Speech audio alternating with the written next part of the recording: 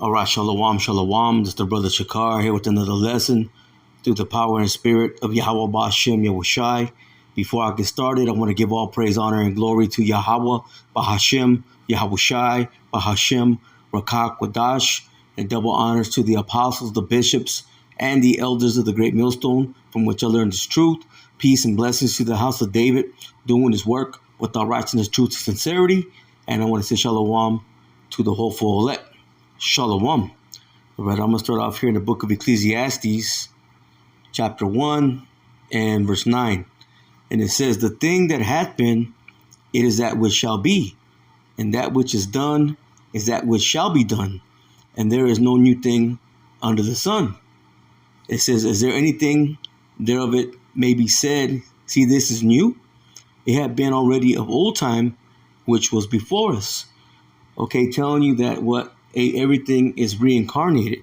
Okay, that's why you get, when they say deja vu, okay, and they also say that history, okay, repeats itself, because it does. Although, we're new vessels, because our spirit, okay, has been here many times before, but now we're in our new bodies, which is our home. Okay, our vessels that we that we have in this time, okay, because the spirit it needs a house, you see, and these bodies are a house. But we've been here many times, man.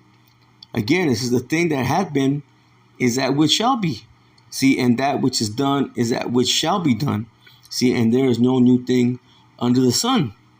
So again, that's why you get those terms, okay, or phrases of history repeats itself.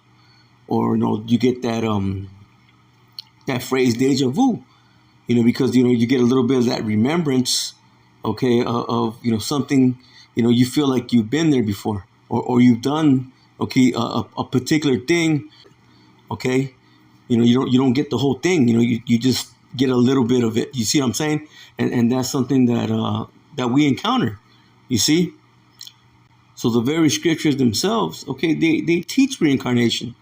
See, and who the world English calls Jesus the Christ, okay, he's our best example of that. Okay, not only did he not speak against it, okay, he taught it. Let me go real quick to, let me actually get this. I'm going to get this in the blue letter. This is the book of John, chapter 9, and we'll start at the top. I'm going to read it in NLT. It says, the subheading in the King James says, healing the man born blind. Now, in the NLT, it says, Yahushai heals a man born blind.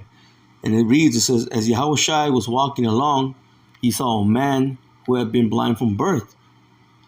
Rabbi, his disciples asked him, why was this man born blind? Was it because of his own sins, see, or his parents' sins? And Yahushai replied, it says, it is not because of his sins or his parents' sins. Yahushua answered, it says, this happened so the power of the Most High could be seen in him, because the Lord was going to perform a miracle. Okay, he was going to make that man see. The point is, okay, that the disciples, okay, they understood reincarnation.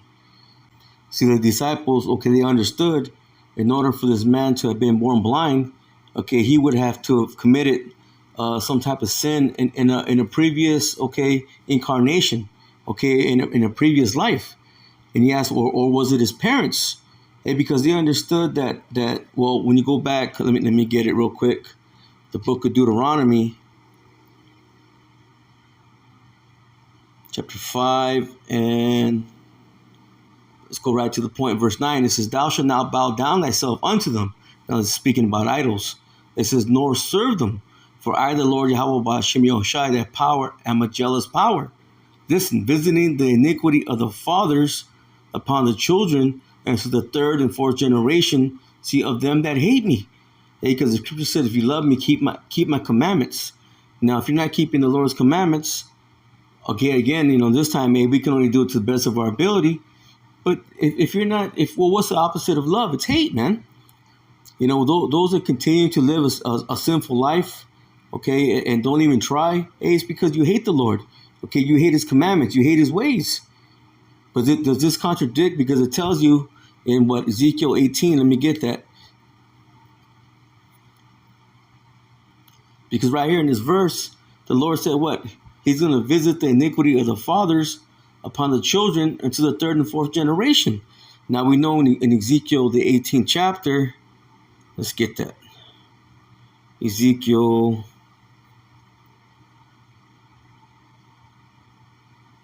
18 and verse 4. It says, behold, listen, all souls are mine. As the soul of the Father, so also the soul of the Son is mine. The soul that sinneth, it shall die. So is that a contradiction? The Lord said he's going to punish, the sins of the fathers to the third and fourth generation. Okay, is that a contradiction? No. Ultimately, because the Spirit comes back. Okay, because we are our fathers. You see, we come back every third or fourth generation. See, and the Lord's going to hold, our iniquities against us, man.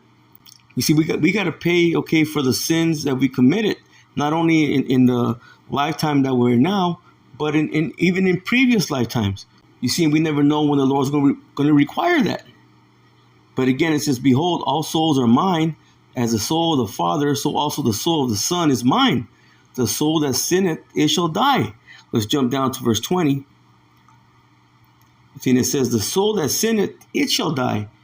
So it doesn't seem fair, right? When you just read it at face value, the Lord's going to punish, the sins of the father to the third and fourth generation. It doesn't seem fair. But you got to understand, that we come back every third and fourth generation. It says, the soul that sinneth, it shall die. The son shall not bear the iniquity of the father, neither shall the father bear the iniquity of the son. It says, the righteousness of the righteous shall be upon him. See, and the wickedness of the wicked should be upon him.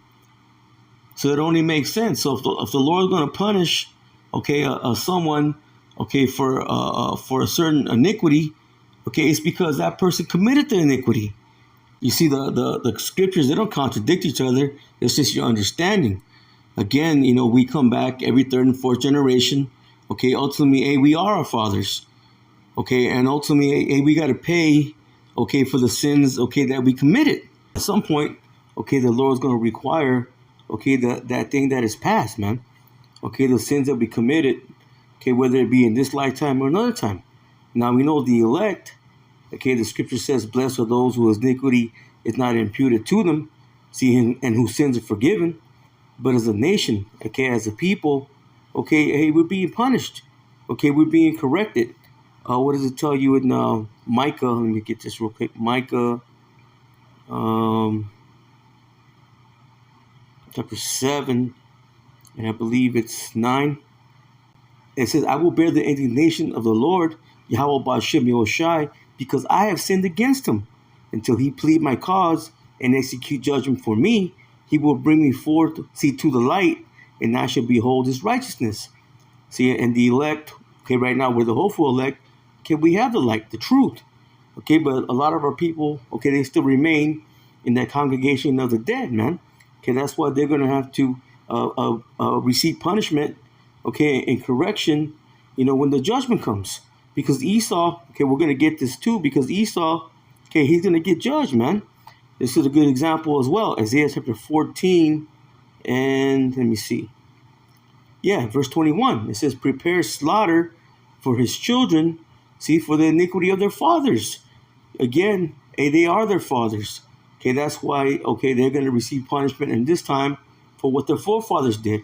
Going back to what, 1492, 1619, all the calamities, all the iniquities, everything that they put upon our people, man, the iniquity they committed, the calamities that they brought upon, Israel, these devils going to have to get punished, for what they did. And again, it says, prepare slaughter for his children, for the iniquity of their fathers. It says that they do not rise nor possess the land, nor fill the face of the world with cities. Because listen, for I will rise up against them, saith the Lord Yahweh Ba'ashem Yahushai of hosts, and cut off from Babylon the name, and remnant, and son, and nephew, saith the Lord Yahweh Ba'ashem Yahushai. Proving, that the seed is from the father, man. You see, the father carries the seed. And again, we come back, man. But this is speaking about Esau because they come back as well. Okay, they reincarnate, man. Okay, that's why a brutal destruction is going to come, and 2/3 of our people, okay, they're going to get caught up in that. You see, and the Lord's going to require, okay, the past, man. Let's go to the book of Ecclesiastes, chapter 3, and verse 15. That which has been done is now, and that which is to be, see, had already been. Again, we read what? There's no new thing under the sun. See, and the Most High required that which is past. So if we sin in a past life, ultimately, okay, the Lord's going to require what? A punishment for that. You see, and where's that punishment going to take place at? Well, listen, verse 16, it says, and moreover, I saw under the sun, see, the place of judgment. See, that wickedness was there, and the place of righteousness, that iniquity was there. See, where's the place of judgment? It's right under the sun, man, right here on earth. Okay, where we come back, okay, in a new house, a new vessel. Our spirit is reincarnated. Let me go to 2nd Esdras, chapter 14, and I believe it's verse 35. Yeah, it says, for after death shall the judgment come. It says, when we shall live again. See, and then shall the names of the righteous be manifest, and the works of the ungodly shall be declared. See, that's why you had the disciples ask, well, who sinned? Was it this man, okay, that was born blind? And when could he have sinned? Did he sin when he was a baby? No. Okay, he had to have sinned in a previous incarnation, okay, in a previous lifetime. Or they asked, did his parents sin? You see? Well, let's go real quick. Let's go back. I'm going to get that word for parents. Let me read it again. It says, and Yahushua was walking along. He saw a man who had been, blind from birth. Rabbi, his disciples asked him, why was this man born blind? It says, was it because of his own sins or his parents' sins? Now let's get that word parents.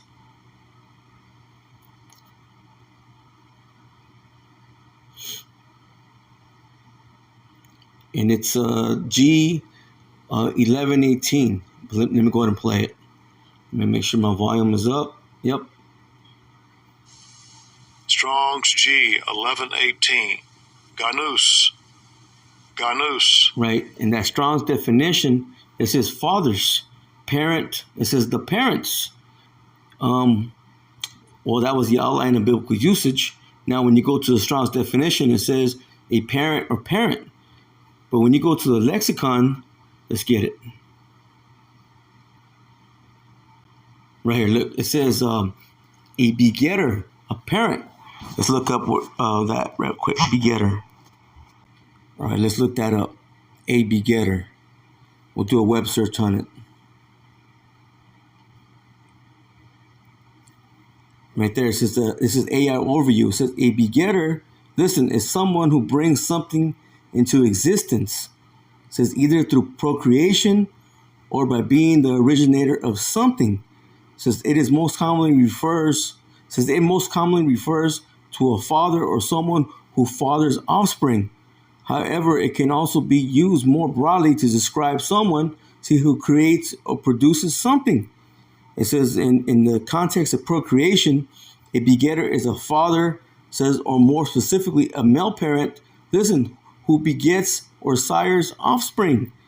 You see, so it ultimately, okay, when it says parent, it's talking about what? Your forefathers.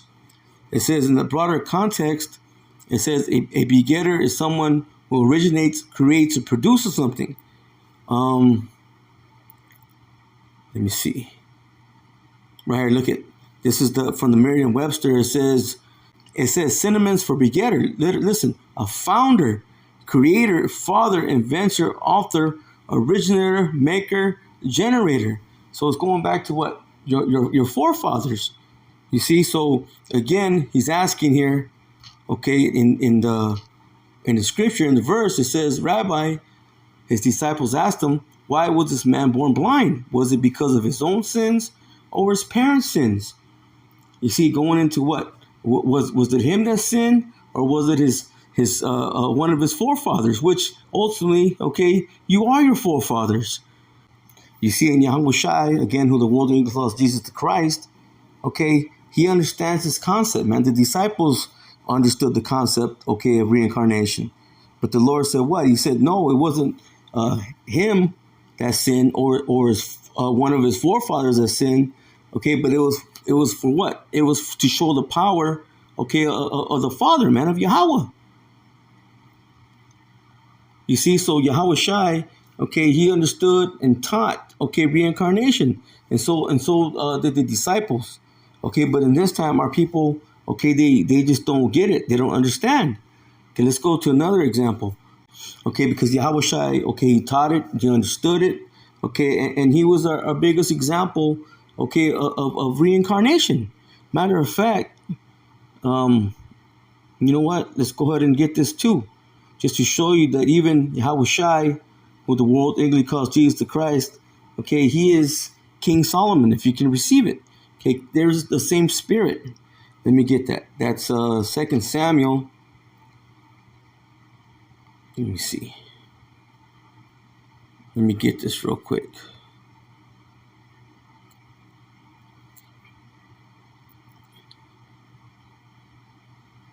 This is the book of 2 Samuel, chapter 7 and verse 10. Listen, it says, moreover, I will appoint a place for my people Israel, see, and will plant them that they may dwell in a place of their own and move no more. Neither shall the children of wickedness afflict them any more as before time. Okay, ultimately, this is speaking about the kingdom. Okay, and the children of wickedness, okay, that begins with Esau. Okay, but all these other nations, man, they've all had a part, okay, in our spoil. You see, ultimately in the kingdom, okay, we're going to receive that promise. Okay, the promise of having that land, of inheriting that land. Verse 11, it says, and since the time that I commanded judges to be over my people Israel, and have caused thee to rest from all thy enemies, also the Lord Yahweh Ba'ashem Yahushai telleth thee that he will make thee a house. And when thy days be fulfilled, and thou shalt sleep with thy fathers. Now this is speaking about, okay, King David. It says, I will set up thy seed after thee. It says, which shall proceed out of thy bowels, see, and I will establish his kingdom. He shall build a house for my name, and I will establish the throne of his kingdom forever. It says, I will be his father, see, and he will be my son. If he commit iniquity, I will chasten him with the rod of men and with the stripes of the children of men. Okay, because we're going to get into it. King Solomon, he was the one, okay, that built the house for his father David. Okay, but was King Solomon, is there any account where he was beaten with stripes, okay, or beaten with the rod? No. Okay, who was beaten with the stripes of men and who was beaten with that rod? Okay, that's Yahweh Shai, who the world ignorantly calls Jesus the Christ. It says, but my mercy shall not depart away from him, as I took it from Saul, whom I put away before thee. It said, and thy house and thy kingdom shall be established forever. Before thee, thy throne shall be established forever.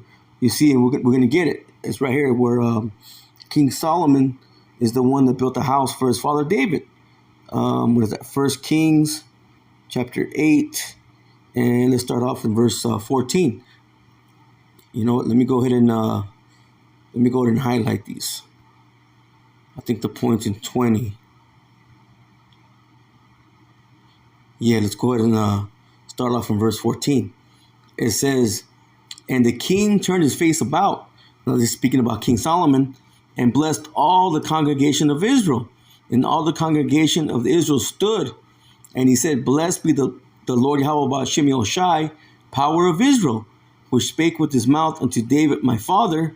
It said, and hath with his hand fulfilled it, saying, since the day that I brought forth my people Israel out of Egypt, I chose no city out of all the tribes of Israel to build a house, that my name might be therein, but I chose David to be over my people Israel. It says, and it was in the heart of David, so it was in King David's mind, my father, to build a house for the name of the Lord Yahweh Ba'ashem Yahushai, power of Israel. It says, and the Lord Yahweh Ba'ashem Yahushai said unto David my father, where it was in thy heart to build a house unto my name, that thou did as well, that it was in thy heart. So it was a good thing, okay, that King David, had that mindset, okay, to build a house for Yahweh. It says, nevertheless, thou shalt not build a house, but thy son that shall come forth out of thy loins, he shall build a house, see, unto my name. And the Lord Yahweh Ba'ashem Yahushai had performed his word that he spake, and I am risen up in the room of David my father, and sit on the throne of Israel, as the Lord Yahweh Ba'ashem Yahushai promised. Listen, and have built a house for the name of the Lord Yahweh Ba'ashem Yahushai, see, power of Israel. So it was King Solomon, okay, that built the house. But did King Solomon's throne, okay, last forever?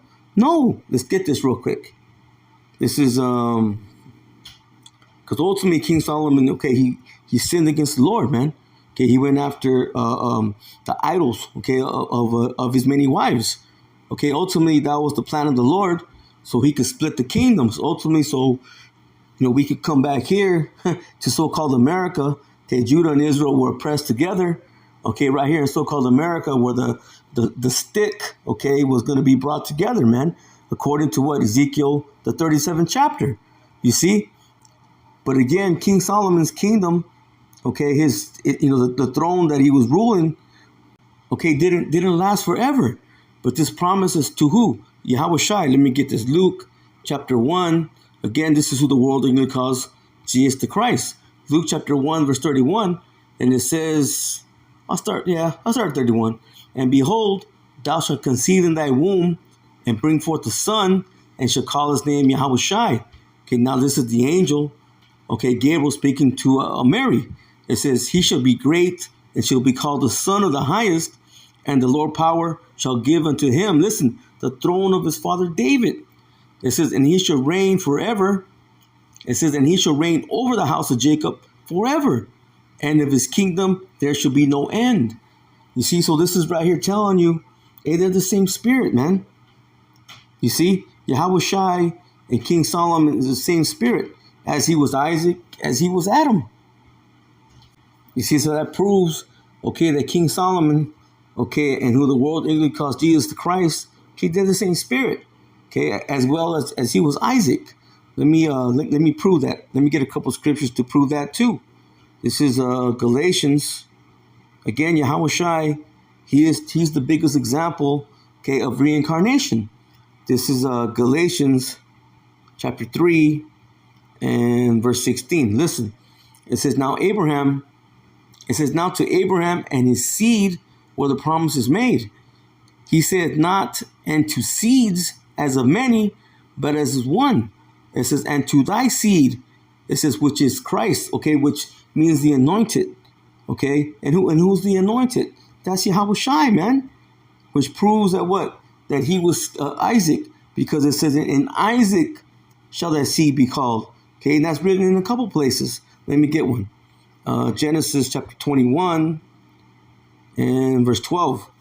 Listen, and the Most High said unto Abraham, let it not be grievous in thy sight because of the lad, and because of thy bondwoman, and all that Sarah has said unto thee, hearken unto her voice.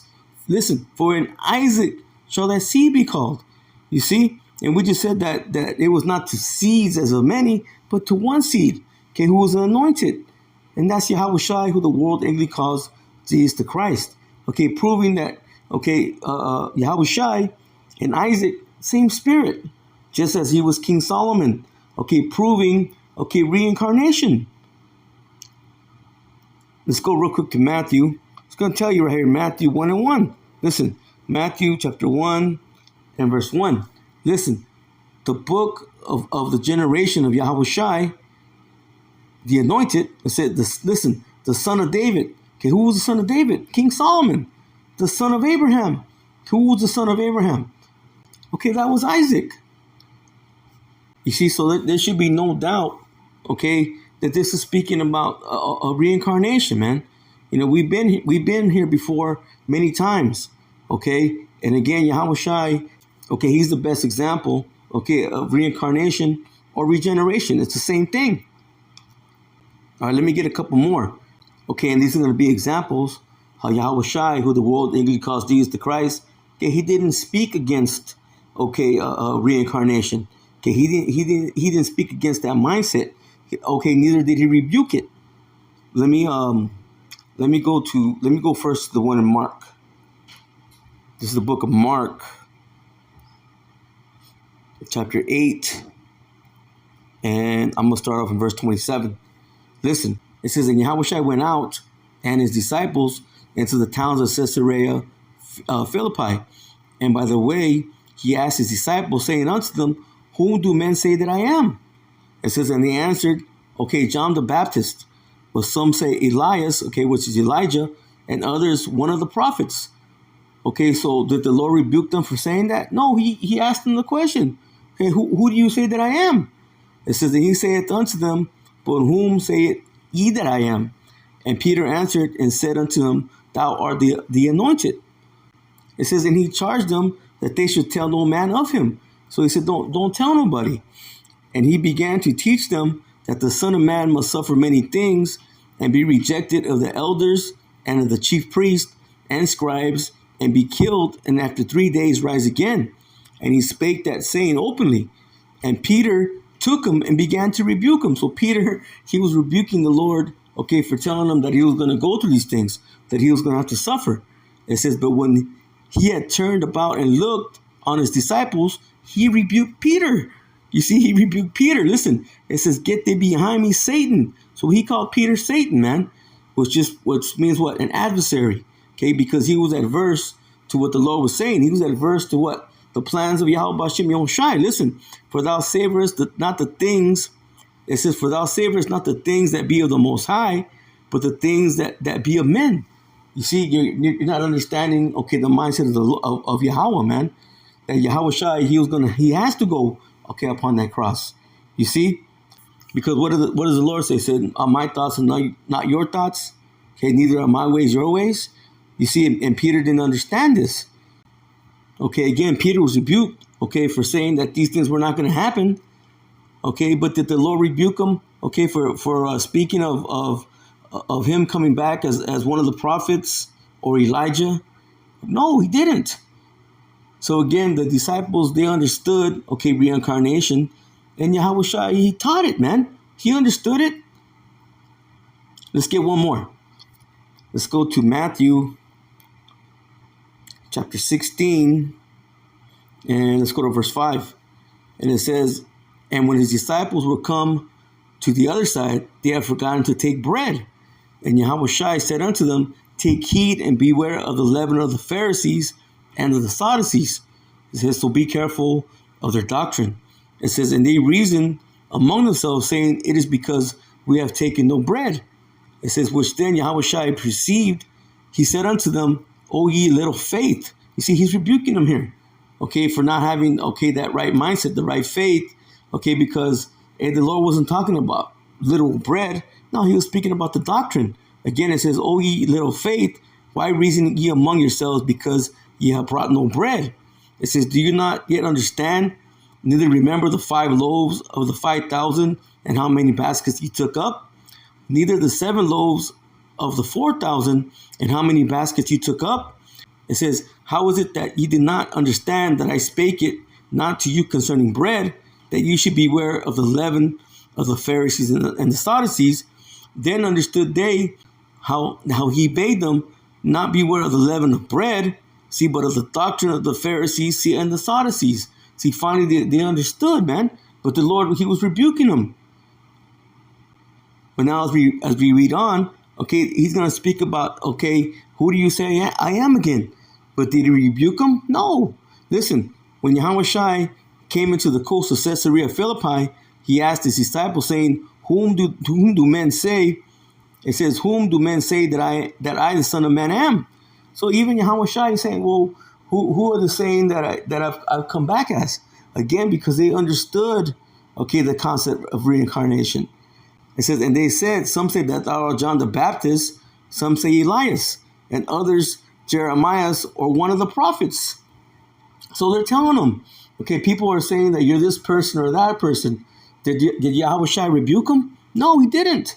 But he was quick to rebuke them, okay, about them not understanding, okay, the concept of them, okay, to beware of what the doctrine, okay, of the Pharisees, and not speaking about literal bread.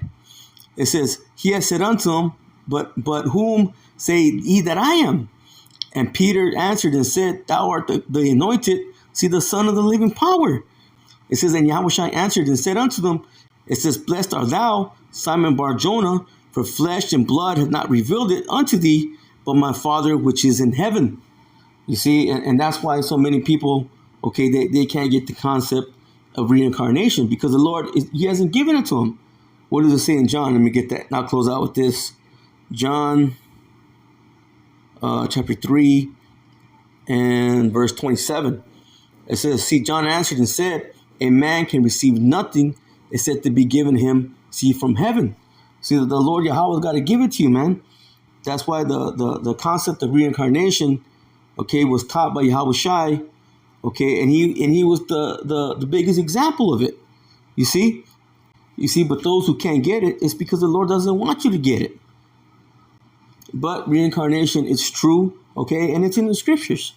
So with that, Lord willing, this lesson was edifying. I'm gonna close out and give all praise, honor, and glory to Yahweh, Bahashem, Yahushai, Bahashem, Rakak, Wadash, and double honors to the apostles, the bishops, and the elders of the great millstone, from which I learned this truth.